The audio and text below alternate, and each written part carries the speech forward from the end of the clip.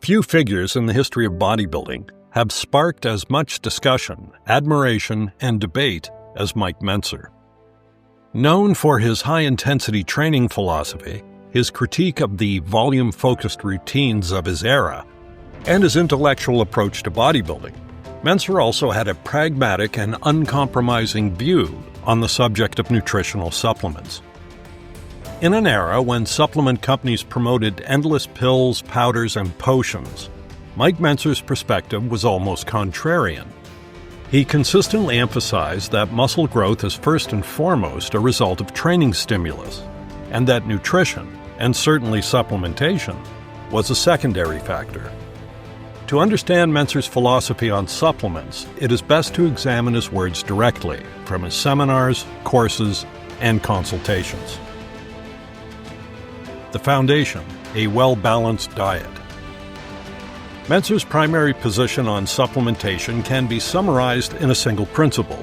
If you are eating a well-balanced diet, supplements are unnecessary for the vast majority of people.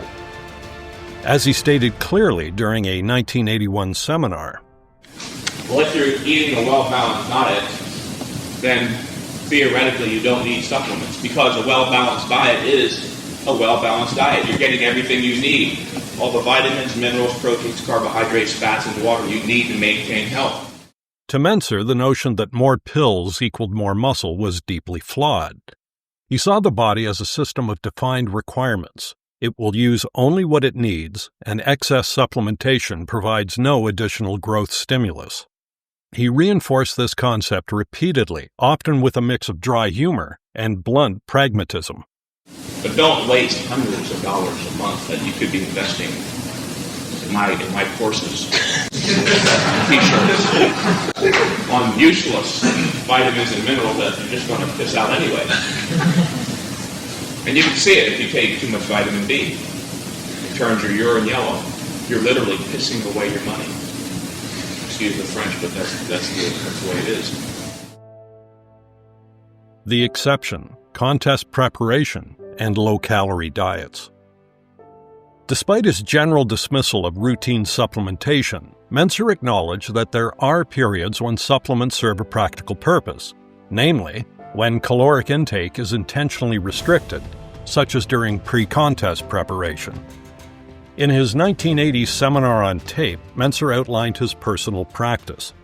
The only time I take supplements, and I know this is on the minds of most bodybuilders, the only time I take supplements is right before a contest when my calorie intake is indeed below normal and I'm worried about getting a well-balanced diet. Usually I don't go below 1,500 calories a day, however, and at those times I concentrate primarily on taking enough potassium in my diet along with minerals and occasionally a milk and egg protein supplement. He was careful to specify that supplementation was not an anabolic shortcut, but a nutritional safety net to counter the limitations of a low-calorie diet. He referenced nutritional science to explain the threshold at which supplementation becomes necessary. Nutritional scientists say once you go below 1,500 calories, then it's impossible to get all the vitamins, proteins, minerals, and so forth that you need to maintain proper health and, of course, build a big, muscular, beautiful physique, which is why we're all here. For Mentzer, pre-contest supplementation was situational and temporary, not a core part of daily bodybuilding practice. On multivitamins, minerals, and protein supplements. Mentzer was not entirely against supplements. He simply advocated strategic, minimal use. In his 1980 heavy-duty nutrition course, he recommended a common-sense approach.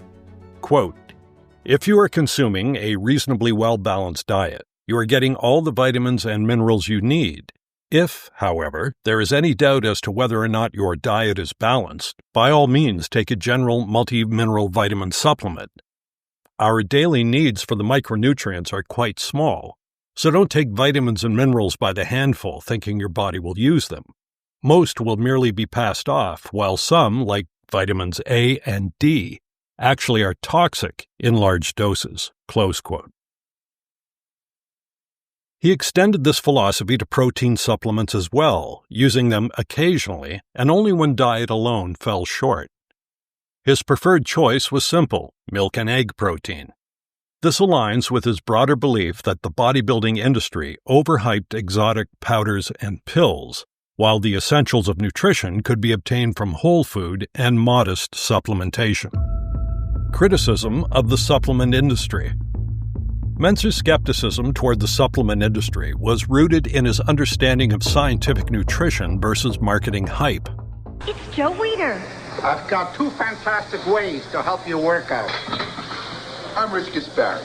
Before I work out, I go to General Nutrition and get Weider's new Flex Fire, the nutritional booster that helps my tough workouts. Then I take Mega Mass 2000 to help pack on mass fast. Over 2,000 calories per serving makes it the biggest weight gainer ever. Right, guys? By the 1970s and 1980s, the bodybuilding world was awash with supplement advertising promising miracle gains.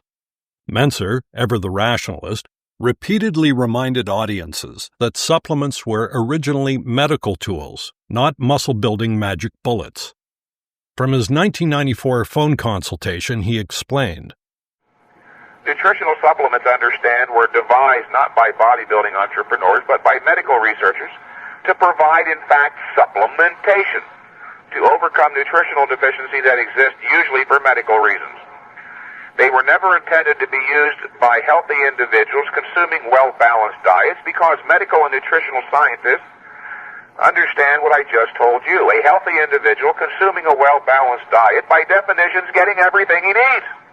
And the human body does not utilize nutrients beyond need. This statement captures Mentzer's broader philosophy.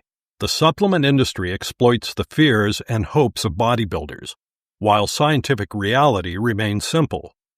Unless there is a deficiency or a caloric restriction, supplements do little to nothing for a healthy athlete's progress.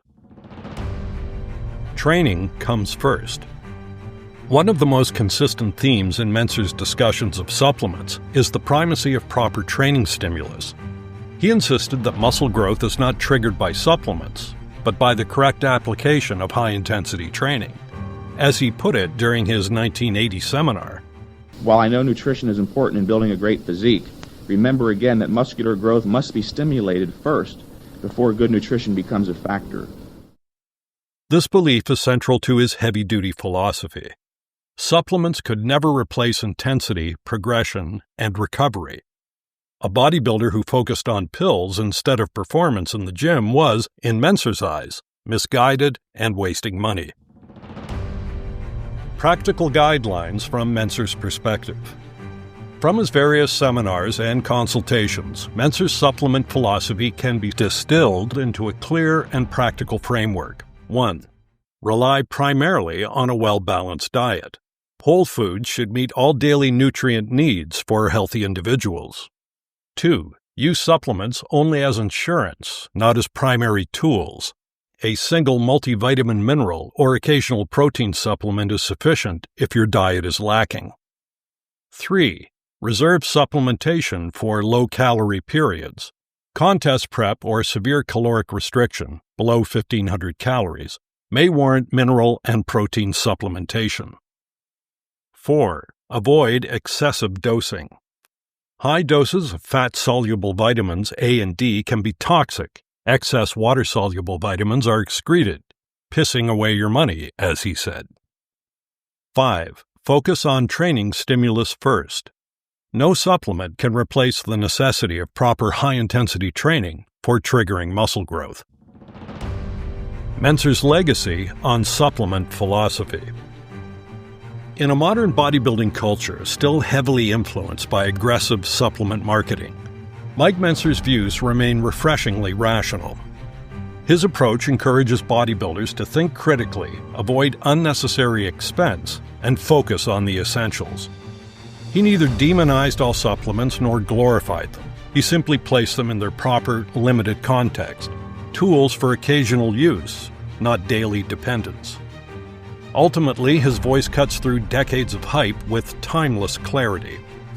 Take supplements when you think you may not be getting a well-balanced diet. And with his signature wit, he left bodybuilders with a reminder that resonates as much today as it did in 1981. But don't waste hundreds of dollars a month on useless vitamins and minerals that you're just going to piss out anyway.